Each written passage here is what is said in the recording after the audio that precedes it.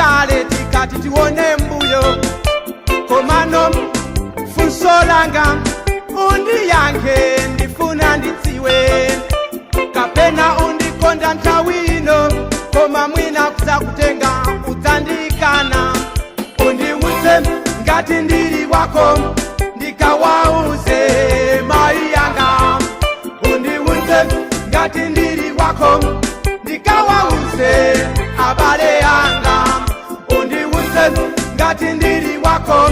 nditsimikize ine mtima mwanga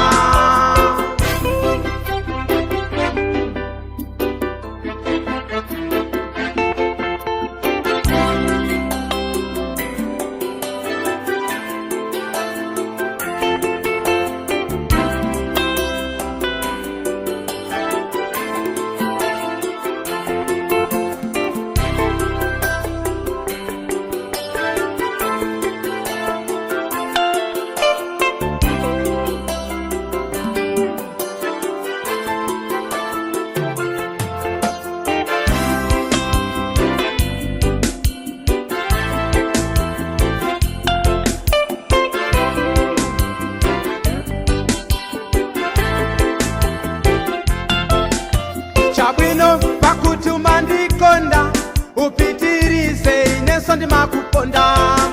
usadabwe ilo linali funso langa kufuna kudziwa ngati umandikonda ndatenga moyo wanga sono kusamisa pa iwe monga mkazi wanga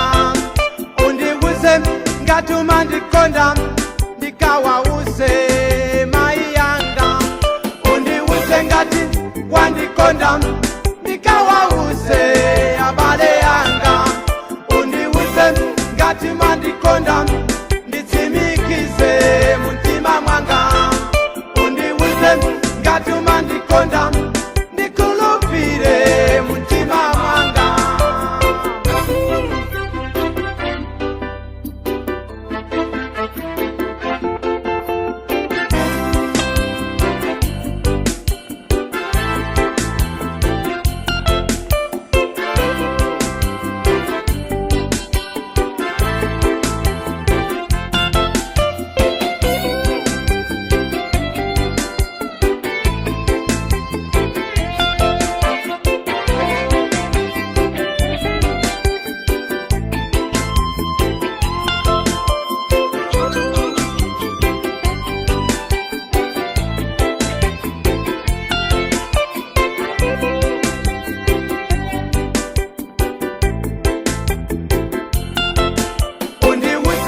ngati ndili wako